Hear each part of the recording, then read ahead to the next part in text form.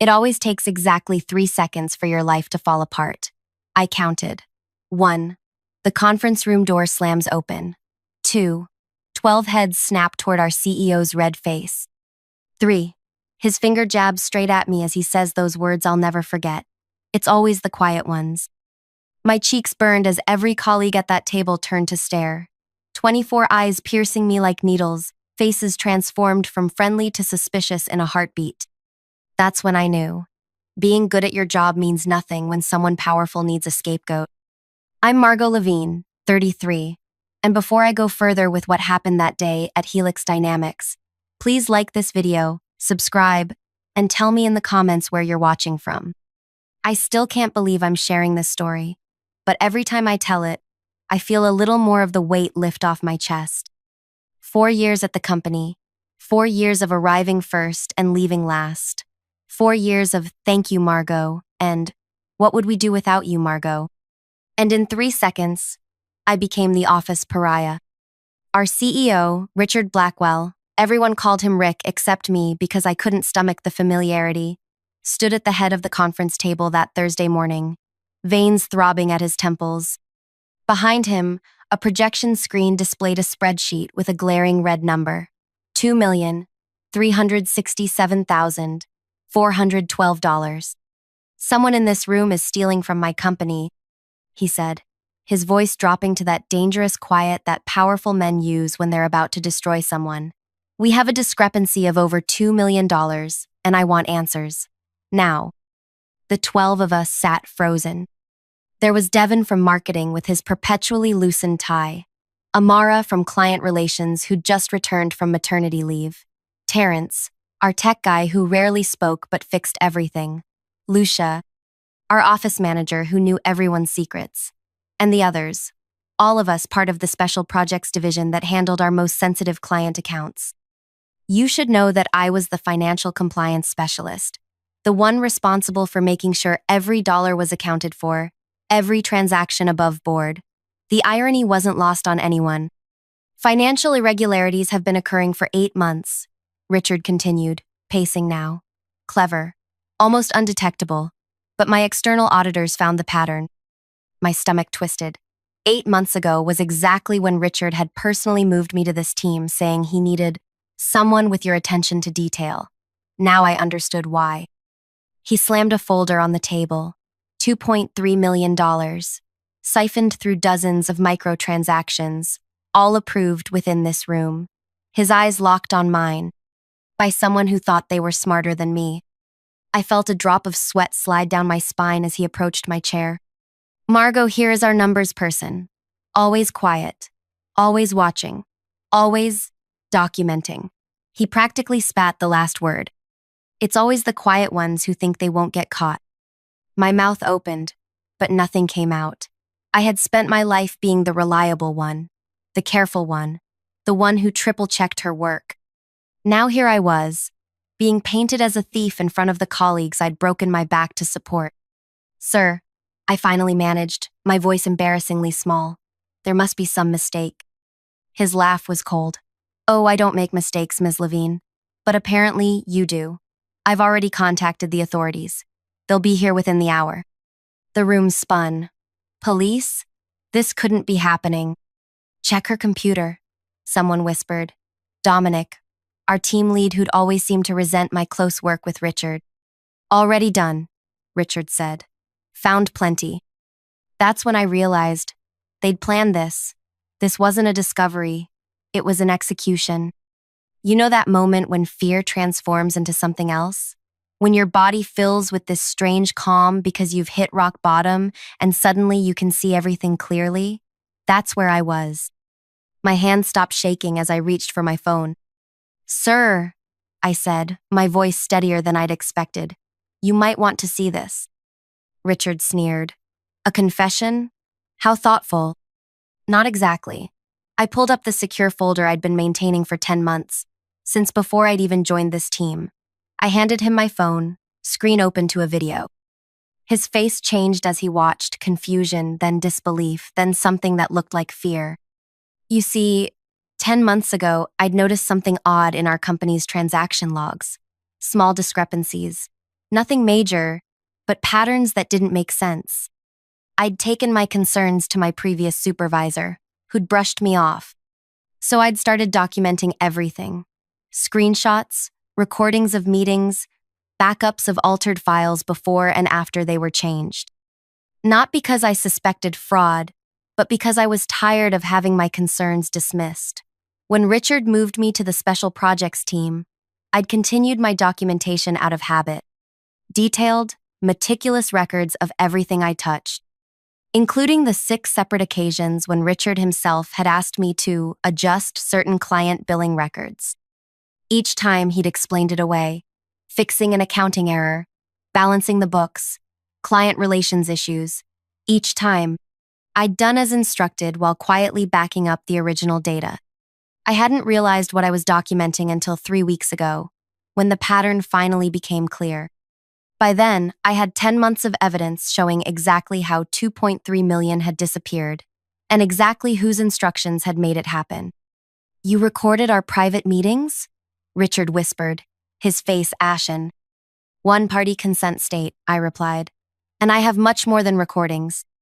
The room had gone deadly silent, everyone watching this power shift, this impossible moment. "These are confidential business matters," he said, voice rising. "You've violated company policy." "Interesting, that's your concern right now," I said, finding courage I never knew I had. "Not the fraudulent transactions or the fact that you were about to have me arrested for your crimes." He straightened his tie, switching tactics. "Everyone out, except Margot." No one moved. "Now!" he shouted. Dominic stood first. "I think we should stay." His eyes met mine with something new. Respect, maybe, or just the basic human decency that comes from witnessing someone nearly destroyed. Richard's phone buzzed. He glanced down and blanched. "This meeting is over. We'll discuss this privately, Margot." "No," I said, surprising even myself. "We won't." For years, I'd been the office doormat, the reliable one who stayed late, fixed others' mistakes, and never complained. The one whose weekend plans could always be sacrificed for an emergency. The quiet one. "Everything in that folder has already been backed up to 3 secure locations," I continued, "including my lawyer's office. You have 20 minutes until the actual authorities arrive, the ones I called this morning." Richard's face twisted with rage. "You stupid bye." "Don't," Lucia interrupted sharply. "She has enough to bury you already." The next 20 minutes were a blur. Richard barricaded himself in his office. Security arrived. People whispered in corners. I sat alone at the conference table, shaking so hard I had to grip the armrests. I'd done everything by the book my entire life. Never jaywalked. Filed my taxes early. Kept receipts for office supplies. And somehow, I'd ended up here, having to choose between going to prison for someone else's crimes or fighting back against the most powerful person I knew.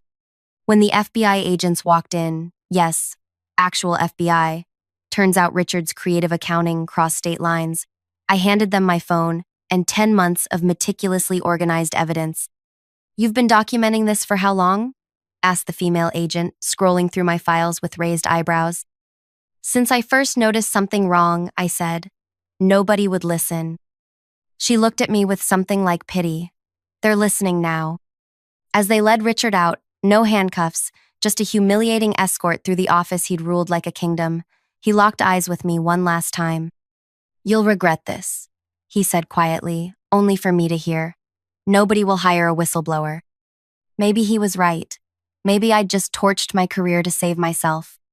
But watching him walk out, I realized I'd spent my entire professional life being afraid, of disappointing people, of not being perfect, of raising concerns, of standing out. I was tired of being afraid. The company imploded over the next few weeks. Auditors swarmed our offices. The board of directors held emergency meetings. A few executives resigned suddenly for personal reasons. The special projects team was disbanded. All of us placed on paid leave while they sorted through the mess. 3 weeks after that meeting, I sat alone in my apartment, surrounded by job listings I was too paralyzed to apply for. Richard's words echoed in my head. Nobody will hire a whistleblower. I'd saved myself from prison, but at what cost? My phone rang, Amara from the team. Have you heard? She asked without preamble. Heard what? The board fired 4 more executives this morning. They're claiming they knew nothing about Richard's scheme. But guess what the investigators found? Emails. Lots of emails. I closed my eyes. So everyone knew. Not everyone, she said, but enough people to make this a much bigger scandal than just Richard. I should have felt vindicated. Instead, I just felt tired. There's something else. Amara continued. The board is looking for internal candidates to help rebuild. People they can trust. A pause. They asked specifically about you, Margot. My laugh was hollow. Me? The whistleblower? The person with integrity, she corrected. The one who did the right thing at enormous personal risk. I didn't know what to say. For years, I'd been invisible, valuable for my work, but never seen as leadership material. Too quiet, too careful, too me. They want to meet tomorrow, Amara said. Just think about it. After we hung up, I sat motionless, staring at the wall. This wasn't the vindication I'd imagined. It wasn't a clean victory or a perfect revenge. It was messy and complicated and terrifying. But maybe that's how real justice works. Not as a lightning bolt, but as a slow rebuilding from the ruins. The next morning, I put on my most professional outfit, the one I reserved for the most important meetings. As I walked into the corporate headquarters, past security guards who nodded at me with new respect, past employees who whispered as I passed, I realized something profound. Richard had been right about one thing. It is always the quiet ones. Because we're watching, we're noticing, we're documenting. And when pushed too far, we finally speak. The boardroom looked different from the other side of the table. Sunlight streamed through floor-to-ceiling windows, illuminating the faces of 7 people who'd never given me a second glance before. Now they watched me with careful attention as I settled into the chair directly opposite Diane Mercer, the board chairwoman. Ms. Levine, she began, her voice crisp and businesslike. I want to start by thanking you for your courage. What you did protected this company from far worse consequences. The words sounded rehearsed, like something her crisis management team had crafted. I nodded politely but said nothing. I'd learned that silence makes powerful people uncomfortable. Let them fill it. We've conducted a thorough investigation, continued Lawrence Chen, the company's lead counsel. The fraud goes back 18 months and involves 7 executives, including Richard. 4 have already resigned. 3 are contesting their termination. My mouth went dry. 7 executives knew? Knew, participated, or deliberately looked the other way, Lawrence clarified. The $2.3 million Richard accused your team of stealing was just what we've found so far. I thought about my former teammates, 11 people who'd been under suspicion, whose reputations had been questioned. What happens to my team? Diane exchanged glances with the others. That's partly why we wanted to speak with you. We're restructuring the company. Several departments will be consolidated, and we need people we can trust to help us rebuild. Here it came. The job offer Amara had mentioned. I braced myself. We'd like you to lead the new financial compliance division, Diane said. You'd report directly to the board, with a substantial salary increase and the authority to build your own team. My heart raced. This was beyond anything I'd expected. A director-level position, multiple steps above my previous role. The kind of job that would normally require an MBA and 15 years of experience. The kind of job no one would have ever considered me for a month ago. Why me? I asked. Not fishing for compliments, but genuinely needing to understand. Diane's professionally pleasant expression faltered. Frankly, Ms. Levine, we have a credibility problem. We need someone with unimpeachable integrity. Someone who's proven they'll do the right thing even when it's difficult. Translation, they needed my reputation to save theirs, my whistleblowing as a corporate shield. I'd be their ethics mascot, evidence that the company had cleaned house. And if I say no? I asked. We'd understand completely, Lawrence said smoothly. You'd receive a generous severance package, excellent references. And an NDA, I assume? I interrupted. The momentary silence confirmed it. They'd pay me to go away quietly if that's what I wanted. I looked around the table at these powerful people who suddenly needed something from me. A month ago, I would have taken whatever they offered, grateful for any positive recognition. But that Margot died the day Richard tried to destroy her. I'd like to propose an alternative, I said, surprised by my own steady voice. I'll consider the position, but I have conditions. The air in the room shifted, eyebrows raised. This wasn't in their script. We're open to discussion, Diane said cautiously. First, my entire team gets cleared publicly. A company-wide email stating they've been exonerated, plus bonuses for the stress they've endured. Lawrence scribbled notes. That seems reasonable. Second, I want to interview everyone in the finance department personally. Anyone who stays will report to me, and I need to trust them. More nods around the table. Third, I want Richard's office. That stopped them. Richard's corner office was traditionally reserved for C-suite executives. That's not standard for a director-level position, said Martin from HR, speaking for the first time. I met his gaze steadily. Nothing about this situation is standard. Diane studied me for a long moment, then nodded. Anything else? I took a deep breath. Yes. No NDA. I won't publicly disparage the company if you act in good faith, but I won't sign away my right to speak. The temperature in the room dropped 10 degrees. That's highly unusual, Lawrence began. So is being falsely accused of embezzlement by your CEO? I countered. I didn't ask for any of this.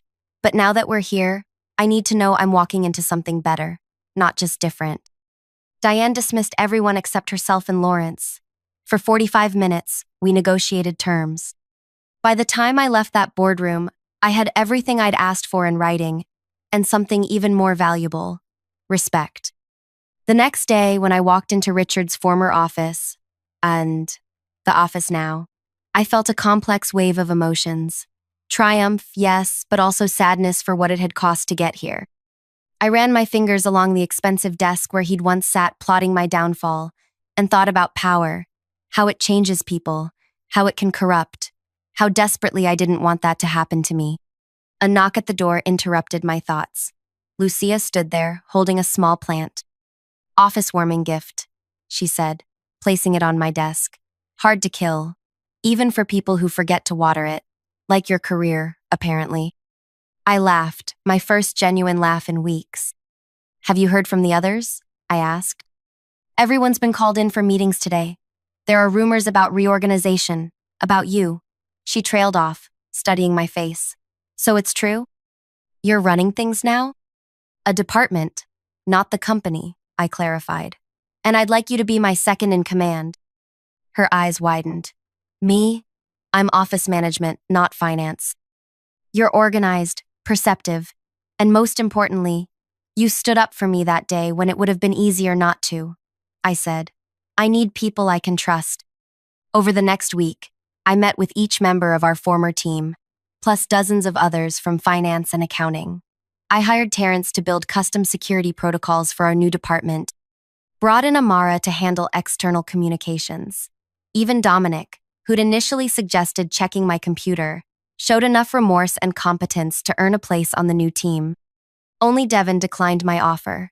I'm sorry, Margot, but this place is tainted for me now, he said. I've accepted a position elsewhere. I respected his decision. Not everyone wants to rebuild from ruins. The work was harder than anything I'd done before. 16-hour days became normal. We found more financial irregularities as we dug deeper. Richard's scheme had tentacles throughout the company. Each discovery felt like vindication, but also reminded me how close I'd come to taking the fall for it all. 3 months into my new role, I received a text from an unknown number. You think you've won? Enjoy it while it lasts. I knew immediately who it was from. My hands shook as I showed the message to Lawrence. We'll handle this, he assured me. Richard's under investigation by 3 different agencies. This will only make things worse for him. But that night, alone in my apartment, I couldn't shake my fear. Richard had been powerful and connected. What if he still had allies in the company? What if this was just the beginning of his retaliation? I barely slept, jumping at every sound. The next morning, I arrived at work with dark circles under my eyes, flinching when my phone buzzed with a new message. It wasn't Richard this time, but a news alert. Former Helix Dynamics CEO Richard Blackwell arrested on multiple fraud charges.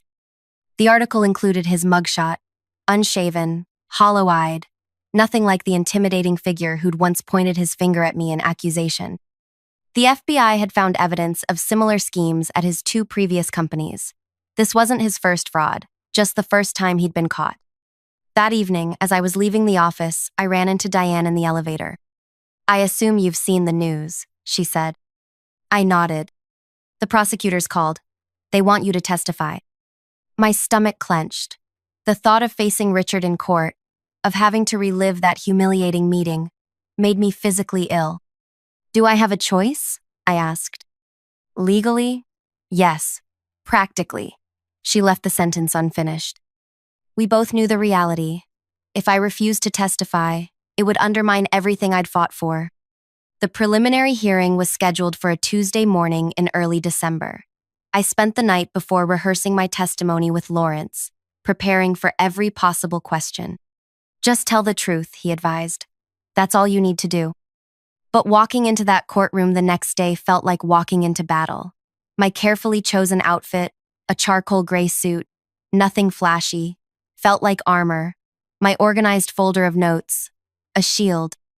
And then Richard was there, sitting beside his attorney, wearing a suit that hung loosely on his frame. He'd lost weight. When he turned and saw me, his expression shifted from blank to venomous so quickly it made me flinch. I expected to feel afraid. Instead, I felt nothing. This man had no power over me anymore. When I took the stand, my voice didn't shake. I answered each question clearly, referring to my documentation when needed. I described the transactions, the pattern of fraud, how Richard had positioned me to take the blame. Richard's attorney tried to paint me as an ambitious employee who'd turned on her boss to advance her career. "Isn't it convenient that you're now in a director-level position after accusing Mr. Blackwell?" "There was nothing convenient about any of this," I replied. "I lost friends. I still have anxiety attacks. I check my locks 3 times before bed." But I didn't have a choice. It was either speak up or go to prison for something I didn't do. When it was over, I walked past Richard without making eye contact. Outside, reporters waited with cameras and microphones. "Miss Levine, how does it feel to take down your former boss? Will you continue working at Helix Dynamics? Do you consider yourself a hero?" I pushed through them without answering. This wasn't about heroism or revenge. It was about survival. 6 months after that first accusation, Richard pleaded guilty to multiple fraud charges. The details were made public. He'd been siphoning money to cover personal gambling debts, creating elaborate cover-ups, and preparing to flee the country when the scheme began to unravel. He received 8 years in federal prison. The company survived, though changed. We lost clients initially, but gained new ones who appreciated our enhanced transparency measures. The Levine protocols, as they became known internally, set a new standard for financial compliance. My team, my real team, the people who'd been through hell with me, became the most cohesive unit in the company. We were the ones who'd seen the worst and chosen to rebuild anyway. That creates a bond nothing can break. A year to the day after Richard had stormed into that conference room pointing his finger at me, I called my team together. "I want to thank you," I said, looking around at these people who'd become more than colleagues. A year ago, we were nearly destroyed by someone who thought power meant never being questioned. You could have left, found safer jobs. Instead, you stayed to fix what was broken. "We stayed because of you," Lucia said. "You showed us what real leadership looks like." That night, I sat alone in my office, no longer thinking of it as Richard's, and reflected on how completely my life had changed. I'd never wanted power or attention. I just wanted to do my job well and be treated with basic respect. Instead, I'd been thrust into a crucible that burned away my fear of confrontation, my need for approval, my habit of making myself small. What emerged wasn't perfect or fearless, but stronger, more authentic. Richard had been right about one thing. It is always the quiet ones you need to watch. Not because we're plotting against you, but because we see everything. We notice patterns, we keep receipts. And when pushed too far, we don't just speak up, we transform. 2 years later, I was promoted to CFO. The day the announcement went public, I received an envelope with no return address. Inside was a newspaper clipping about my promotion and a single line written in familiar handwriting. "Congratulations, you won." I didn't respond. Some victories don't need acknowledgement. Sometimes, living well really is the best revenge. Is my story unique? Maybe not. Corporate fraud happens every day. Whistleblowers face retaliation. Power corrupts. Systems protect themselves. What's unique is that I survived to tell it, that I found my voice when it mattered most, that I learned the difference between being quiet and being silenced. So if you're watching this and something in my story resonates, if you're the quiet one, the careful one, the one who notices things others miss, know this. Your attention to detail isn't overthinking. Your caution isn't weakness. Your documentation isn't paranoia. It might just save you someday. And if you're the Richard in someone's story, the one using your power to crush those beneath you, believing your position makes you untouchable, know this too. The quiet ones are watching, always watching. Have you ever been in a situation where you had to stand up to someone more powerful than you? What gave you the courage to speak up? Or if you stayed silent, what held you back? I'd love to hear your stories in the comments. And if this resonated with you, please subscribe. There's power in our shared experiences, in knowing we're not alone in these moments that test who we really are. Because ultimately, that's what my story is about. Not fraud or corporate politics or even revenge. It's about that moment when you have to decide who you are, when everything is on the line. When the comfortable mask of who you've been is ripped away, and you discover who you've always been beneath it. Sometimes it takes nearly being destroyed to find out how powerful you really are.